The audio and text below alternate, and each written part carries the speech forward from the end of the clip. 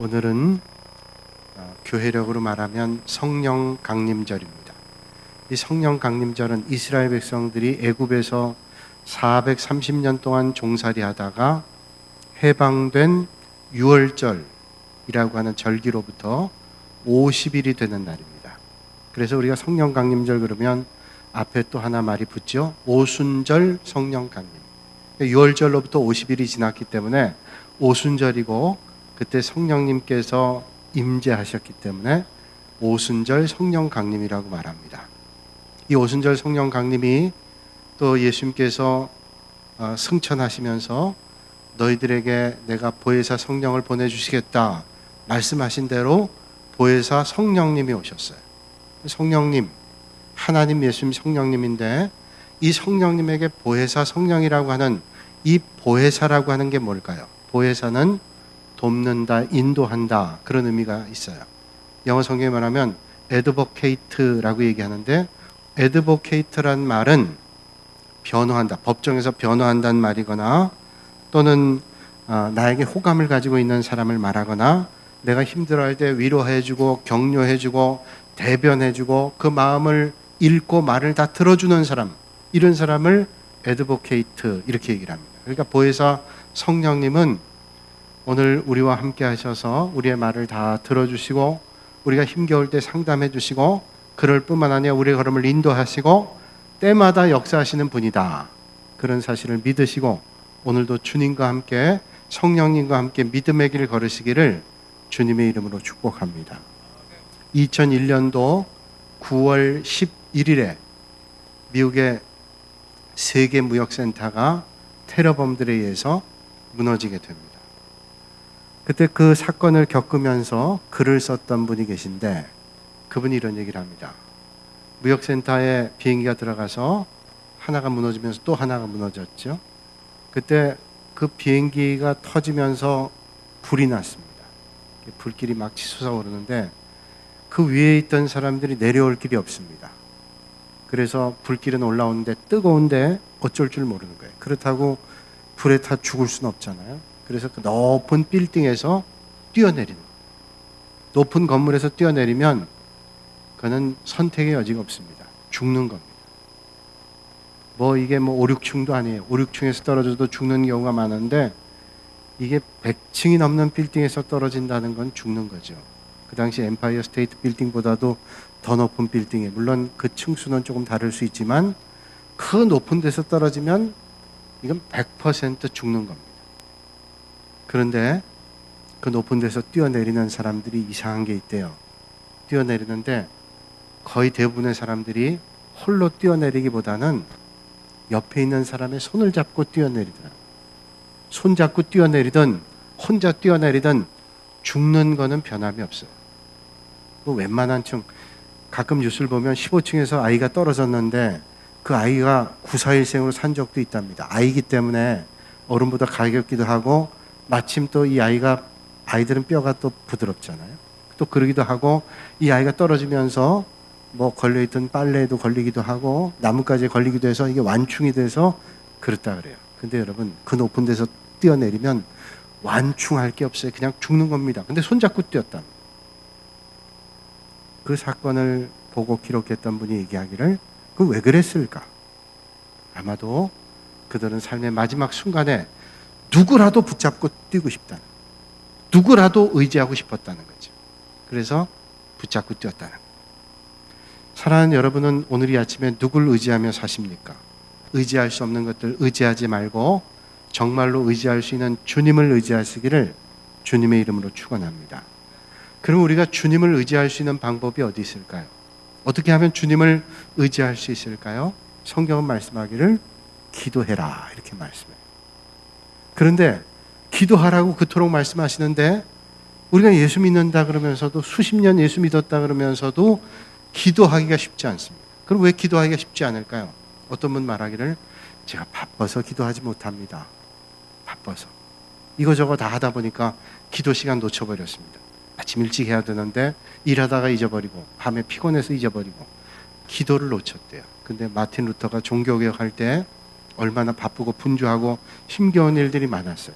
마틴 루터는 말하기를 나는 너무 바쁘기 때문에 하나님 앞에 적어도 2시간 이상 기도하지 않고는 하루를 살아갈 수 없었다. 너무 바빴기 때문에 기도를 하지 않고는 못 지났답니다. 바쁘다는 건 뭡니까? 해야 될 일, 결정해야 될 일, 선택해야 될 일, 우리가 마주쳐야 될 일들이 너무 많아요. 그 너무 많을 때 하나님이 도와주시지 않으면 안 된다는 것을 믿는 사람은 하나님 앞에 기도하는 거죠. 여러분, 아무리 바빠도, 바쁠수록 하나님 앞에 더 기도하실 수 있기를 바랍니다. 바쁠수록 기도해야 됩니다. 근데 바쁘기 때문에 기도 못한다는 말은 그러니까 성립이 안 되죠. 그래서 바빠서 기도하지 못한다는 건 뭐냐면, 따지고 보면 하나님을 불신하기 때문에 그래요. 하나님을 정말로 믿는다면, 하나님을 정말로 신뢰한다면 어떻게 기도하지 않을 수 있어요? 하나님을 믿으면 하나님이 역사하시는데. 근데 하나님을 불신하니까 하나님 앞에 기도하지 않는 겁니다. 여러분, 불신은 교회 밖에만 있는 게 아니라 교회 안에도 불신이 있어요. 예수 믿는다 그러면서도 기도를 별로 탐탁지 않게 생각해요. 몇 년 전에 나온 책이 있어요. 그 책 제목이 상당히 도전적이었습니다. 기도하겠다는 뻔한 말 하지 말고, 이게 제목이에요. 누군가 기도 부탁하면 내가 기도할게, 어려움이 있다고 얘기하면 내가 기도할게 라고 얘기하잖아요. 근데 그 책은 도전해요. 기도하겠다는 뻔한 말을 하지 말라. 그건 역설적으로 얘기하면 기도보다 더 능력이 없어요. 기도보다 더 능력이 있는 것은 없다는 거예요.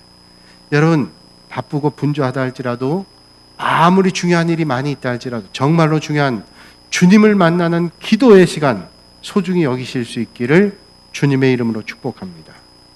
근데 어떻게 해야 이 불신의 마음이 확신의 마음으로 바뀔까요? 정말로 하나님 앞에 기도하면 응답해 주신다고 하면, 믿으면 아무리 바빠도 주님 만나요. 아무리 바빠도 기도합니다. 근데 불신하니까, 하나님을 신뢰하지 않으니까 기도하지 않아요. 어떻게 하면 우리가 하나님을 신뢰하며 기도할 수 있을까요? 성령님께서 도와주셔야 돼요. 성령님이 도와주셔야 여러분 기도하고 믿음의 길 걸을 수 있습니다.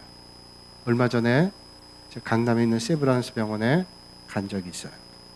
가는데 거기에 로비에, 접수한 로비에 큰 액자가 있습니다. 저는 그렇게 큰 액자를 처음 봤어요. 액자가 엄청나게 큽니다. 근데 거기에 야고보서 5장 15절의 말씀이 기록되어 있습니다. 믿음의 기도는 병든 자를 구원하리니 주께서 그를 일으키시리라. 믿음의 기도는 병든 자를 일으키시리니 주께서 그를 구원해 주신. 정말로 저는 그 글을 보고 아멘했어요. 그 말씀을 보고 아멘했어요. 여러분, 하나님의 말씀을 보고 어떤 사람은 그걸 보면서 그런 사람도 있을 거예요. 믿음의 기도가 병든 자를 일으켜 구원해줘? 야야, 어리석은 소리다. 그건 믿지 않는 사람. 그러나 그걸 보면서 그 말씀을 정말로 믿는 사람들은 아멘이 나와요. 그렇지, 믿음의 기도는 병든 자를 구원하지 라고 하는 믿음의 고백이 어떻게 나와요? 성령님이 그 마음을 만져주실 때 우리의 입술에도, 우리의 믿음에도 그런 고백이 있게 될 줄로 믿습니다. 그러면 성령님의 도우심을 받기 위해서 우리는 어떻게 해야 될까요? 성령님이 도와주셔야 그런 기도를 하고 그런 믿음을 가지는데 어떻게 해야 성령님의 도움 받을 수 있을까요? 오늘 이 말씀과 전을 보고 후를 봐야 되는데, 오늘 말씀 전을 보면 사도행전 4장 23절부터 읽었지만 그 앞에 보면 베드로와 요한이 나사렛 예수의 이름으로 앉은 병이를 고쳤어요. 그 주님의 역사를 체험했어요. 그런데 그 사건 때문에 붙잡혀갔습니다. 옥고를 치릅니다. 감옥에 있으면서 아주 고통을 당해요. 근데 감옥에 있는 것만이 고통이 아니라 협박을 당합니다. 위협을 받습니다. 4장 18절의 말씀이에요. 그들이 불러 경고하여 도무지 예수의 이름으로 말하지도 말고 가르치지도 말라. 예수님의 능력으로 병 고치는 역사, 앉은 병에게 일어나는 역사가 일어났는데 예수님의 이름으로 병 고치지도 말고 예수의 이름 말하지도 말고 가르치지도 말래요. 여러분, 오늘도 믿음의 길을 걸으면서 이 땅에 살면서 여러분들이 착한 일하고 좋은 일 했는데 핍박당한 일들 많아요. 이상하죠? 못된 일하고 나쁜 일 해야 핍박당하기도 해야 되는데 어떤 때는 착한 일하고 좋은 일 하는데도 고난받기도 합니다. 그 왜 그럴까요? 이 세상이 완전하지 않기 때문에. 불완전하죠? 또 세상이 생각보다 악한 부분이 많기 때문에. 악한 사람들은 좋은 사람들 안 좋아해요. 좋은 사람도 악한 사람 안 좋아하지만 악한 사람도 좋은 사람을 별로 안 좋아합니다. 나는 악한데 왜 너희는 이렇게 좋아? 기분 나쁜 거예요. 안 좋아하는 겁니다. 여러분, 좋은 사람이 좋아지는 축복이 있기를 주님의 이름으로 축원합니다. 근데 안 좋은 사람은 좋은데 좋은 사람은 안 좋대요. 이게 뭐 당연한 거 아니겠어요? 근데 어떻게 했어요? 그때 우리는 어떻게 해야 될까요? 내가 오늘 믿음의 길 걸으면서 믿음대로 살려가는데 고난당하기도 하고 어려움 당하기도 해요. 그러니까 내가 그러면 믿음을 버리는 게 낫겠다. 그렇게 어리석은 게 어디 있겠어요? 내가 이렇게 믿음 생활했다가 좋은 생활했다가 착한 생활했다가 고난당하고 핍박당하면 저 안 좋은 사람들이 싫어하니까 나는 나쁜 일 해야 되겠다. 그처럼 어리석은 일이 어디 있어요? 난 억울하다고 항변하다. 그럴 수도 있겠어요. 그러나 어떻게 할까요? 오늘 말씀 보니까 23절과 24절에 말씀합니다. 사도들이 노임에 그 동료에게 가서 제사장들과 장로들의 말을 다 알리니 그들이 듣고 한 마음으로 하나님께 소리를 높여. 자, 저희가 감옥 갔다가 그리고 이제 풀려나가면서 절대로 그 말 하지 말라는 말을 이제 교인들에게 얘기합니다. 그랬더니 모두가 모여서 어떻게 해요? 한 목소리로 소리를 높여서 하나님 앞에 기도했어요. 여러분, 고난당할 때 믿음의 성도들이 하나님 왜 이런 일을 당해요? 이런 어려움을 왜 당해야 됩니까? 그렇게 말하지 않았어요. 한 마음으로 하나님 앞에 소리 높여 기도했어요. 여러분, 이렇게 기도했더니 어떤 일이 일어났어요? 4장 31절에 보니까 빌기를 다음에 하나님 앞에 기도했어요. 그랬더니 모인 곳이 진동하더니 무리가 다 성령 충만하여 담대히 하나님의 말씀을 전했대요. 자, 대제사장들과 장로들이 뭐라 했어요? 입 딱 너희들 닫고 예수님 이름도 얘기하지 말고 복음도 전하지 말라 그랬잖아요.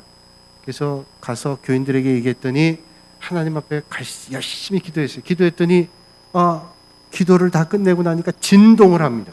땅이 놀라운 일이잖아요. 근데 진동이 중요한 게 아니에요. 진동을 한 다음에 성령의 충만함이 임하고 성령의 충만함이 임하니까 저들이 하지 말라고 했던 일들을 더 하게 돼요. 이게 성령이 역사하니까 담대하게 하나님의 말씀을 전파하게 됐다는 거예요. 여러분, 오늘도 성령 충만하셔서 하나님의 역사를 전하고 하나님의 말씀을 담대히 전하는 축복이 있기를 주님의 이름으로 축원합니다. 성령 충만해지게 되면, 성령님이 역사하게 되면 우리가 올바른 신앙을 가지게 돼요. 만약에 성령 충만하지 않았더라면 저들이 압박하고 핍박을 하면 두려워서 입 다물고 나는 이제 복음 전하는 거 그만둘래. 난 조용히 그냥 집에 가서 살래. 이럴 거예요. 근데 성령님이 역사하니까 담대함을 줘요. 충만해져가지고 복음을 더 전하게 돼요. 이게 얼마나 놀라운 일이에요. 이게 올바른 신앙을 가지게 됩니다. 이렇게 올바른 신앙을 가지게 돼요. 근데 많은 사람들이 성령에 대한 지식을 잘못 가지고 있어요. 그 어떤 사람은 성령 충만을 얘기하거나 성령의 역사를 얘기하면 막 거북해해요. 거북해요. 여러분, 성령의 역사를 거북해하는 사람은 왜 거북해할까요? 마귀이기 때문에? 그건 너무 극단적인 얘기예요. 물론 마귀도 성령의 역사를 싫어해요. 근데 내가 볼 땐 그 사람은 마귀는 아니지만 성령의 역사를 별로 안 좋아하고 거북스러워하는 사람이 있어요. 왜 그런지 아세요? 그런 사람은 주변에서 성령을 받았다고 하는 사람들이 잘못된 사람들이었던 걸 봤어요. 이 사람 성령 받았다고 하는데 그 성령 받았다고 하는 사람들이 잘못된 사람들이 보니까.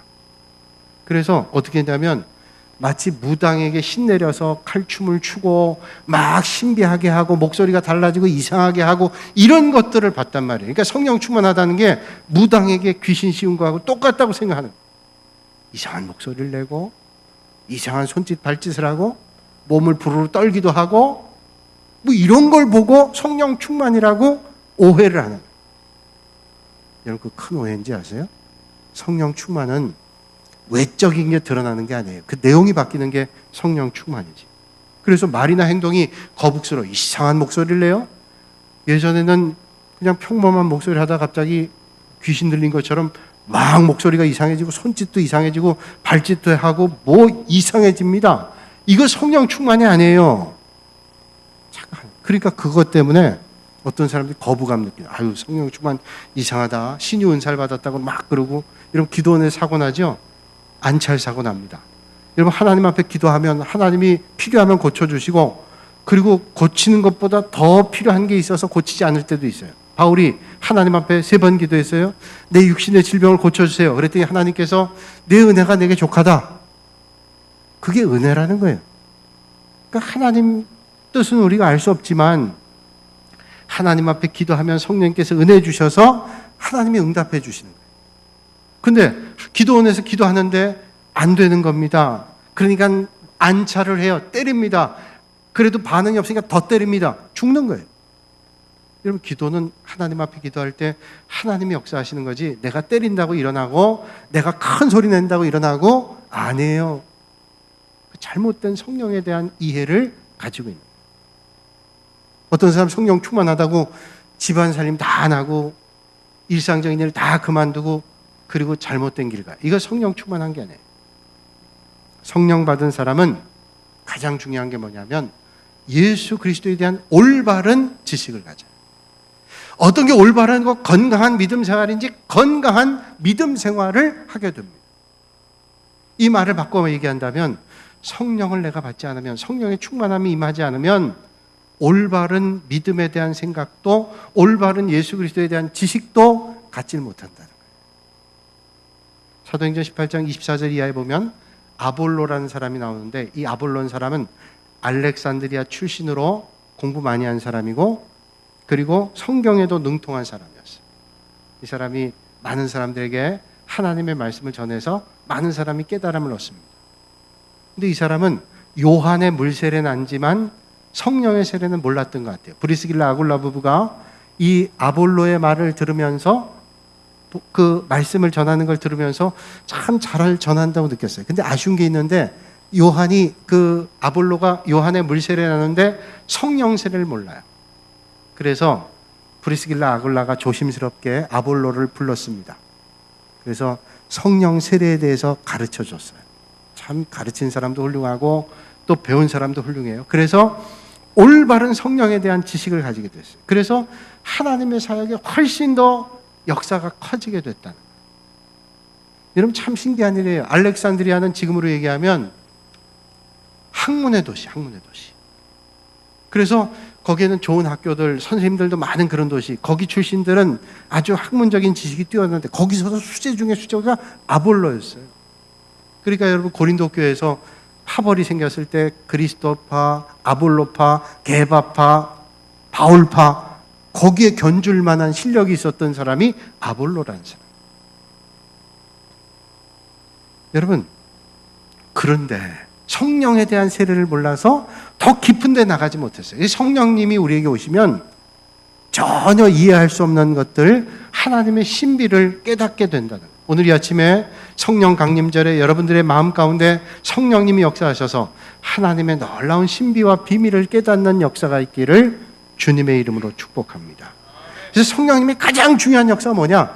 이상한 행동, 이상한 목소리, 그게 아니에요.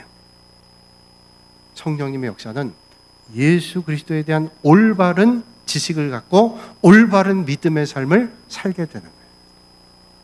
성령이 아니고는 도저히 이해가 안 돼요.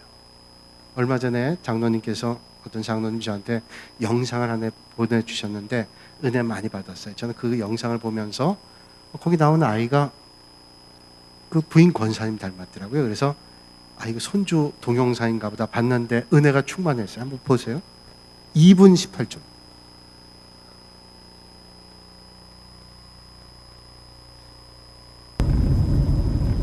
내가 갖고 온 그 메이클로버가 있는 그 종이는 예수님, 하나님, 성령님이 딱 세 가지 분이 있는데 그 세 가지 분은 한 명이야. 한 명이야?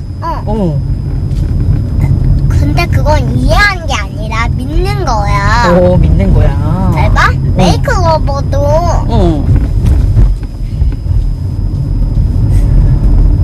꽃잎의 세 개가 합쳐져 있는데 하나에 그렇게 돼 있잖아. 그런 것처럼 예수님, 성령님, 하나님도 한 명인 거야. 세이클로버가 세 가지의 입으로 돼 있어서 하나가 된 것처럼 성령님, 그 하나님 세 입이 예수님도 한 세이클로버에 한꺼번에 있지. 그것처럼 한 개잖아. 그러니까 예수님, 하나님이, 성령님도 한 개인 거고 또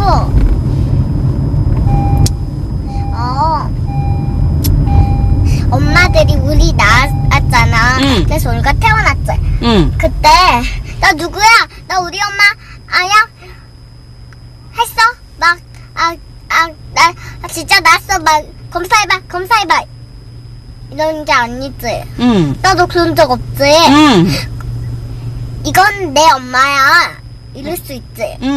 그것처럼. 아, 그것처럼 그냥 믿는 거야? 그것처럼 믿는 거야. 아, 이제- 머리로 이해하려고 그러지 말고? 응, 아, 믿는 거야. 마음으로 믿으래? 엄마 목소리로 네가 믿는 것처럼 믿는 거야. 오, 그렇구나.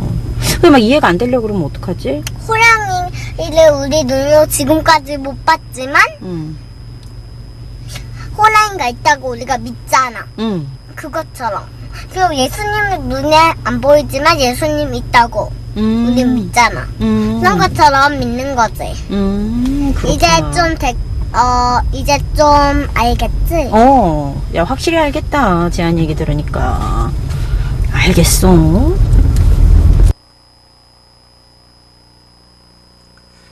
여러분, 이제 좀 알겠죠? 아마도 마음속에 모르겠는데 하는 분들 계실 거예요. 이게 어려운 얘기예요.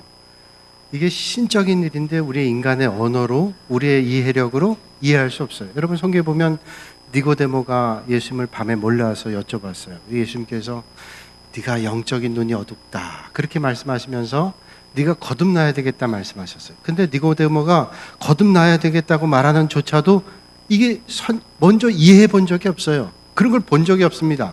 그러니까 거듭나야 되겠다니까 그럼 제가 어머니 뱃속에 들어갔다 또 나와야 됩니까? 이게 세상의 지혜고 생각이라고. 오늘 이 영상을 이제 이 영상 저도 이제 다시 한번 찾아봤는데 그 밑에 댓글들이 있어요. 이거 조금 이단적인 얘기다, 양태론적인 얘기다. 이 애기가 그 정도면 대단. 저는 볼 때 이 아이가 이 정도 참 교회 학교에서 열심히 가르쳤어요. 얘가 얼마나 또 표현도 잘해. 호랑이 못 봤잖아 우리가. 봤으면 어떡할 뻔했어요. 못 봤잖아. 근데 있잖아. 제가 옛날에 주일학교 할 때 똑똑한 아이가 손 들고 얘기하더라고요. 하나님이 어떻게 계시는 걸 믿냐고. 천국에 안 가봤는데, 못 봤는데. 걔한테 물어봤어요. 너 미국 가봤냐? 그때 안 가봤대요. 다행히. 근데 미국에 있는 걸 어떻게 믿냐?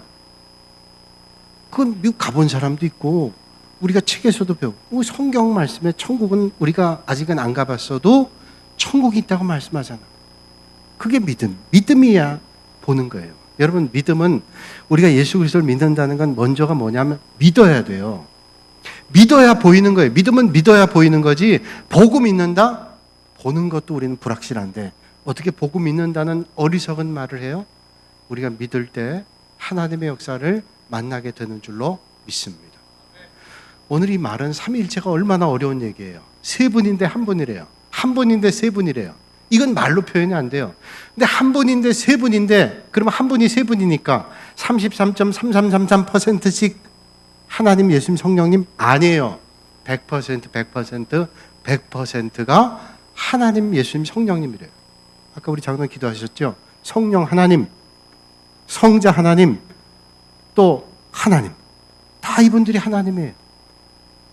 이게 우리의 논리로 이해하기 어렵지만 여러분, 예수님 말씀할 때 예수님은 어떤 분이 완전한 인간이고 완전한 하나님이다. 그럼 50% 하나님 인간 아니에요. 그러면 하나님이 50%, 예수님이 50% 인간이라면 십자가에 달려 고난 당하실 때 고난은 50%만 당했을까요?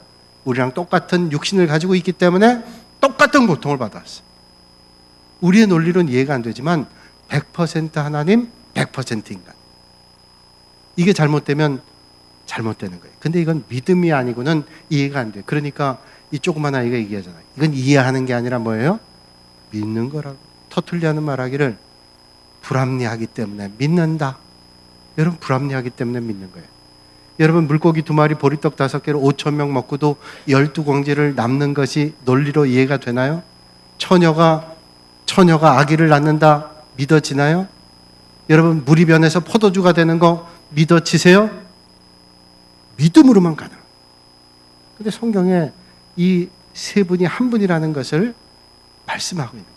그래서 창세기에 보면 하나님께서 천지를 창조하실 때 엘로힘 하나님으로 히브리어라는 기록되어 있어요. 엘로힘 마지막 어미가 복수로 되어 있어요. 그때 하나님에 대해서 우리들이라고 표현해요. 하나님 예수님 성령님께서 창조의 역사 가운데 함께 하셨어요. 제가 얘기하려면 아마 몇 시간을 얘기하면 그때 그런 것 같네요. 그럴 거예요. 짧은 얘기하지만 하여튼 걔가 보통 애가 아니에요. 보니까 네 집 딸인지 하여튼 이게 믿음으로만 이해가 돼요. 여러분 바울이 사울이었을 때 주님을 만나기 전에는 하나님을 믿어도 어떻게 믿었냐? 자기식으로 믿었어요. 그래서 자기식으로 성경을 읽고 자기식으로 하나님의 뜻을 해석했어요. 그랬더니 어떻게 했어요? 예수 믿는 사람들을 핍박했어요. 그게 하나님 잘 믿는 줄 알았어요. 그래서 예수 믿는 사람 핍박하고 예수 믿는 사람들을 죽이겠다. 그게 하나님께 잘하는 일로 생각했어요. 혹시 우리 가운데도 그런 분 계실는지 몰라요. 하나님 인도받아 따라야 되는데 하나님 원하시는 대로 믿어야 되는 자기식대로 자기 방법대로 믿어요.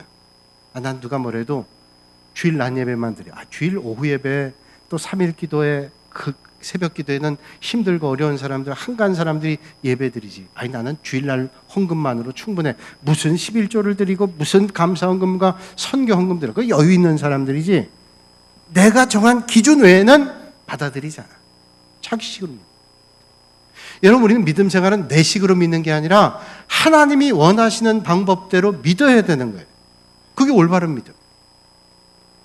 이스라엘 사람들 가운데 지금 유대인 가운데 예수님을 영접하고 구원받은 사람들도 많습니다. 그러나 대다수의 유대교 믿는 유대인들은 메시아가 아직 안 왔다고 생각해요. 예수 그리스도는 랍비 가운데 선지자 가운데 한 사람이지 메시아가 아직도 안 왔다 기다리는 거예요.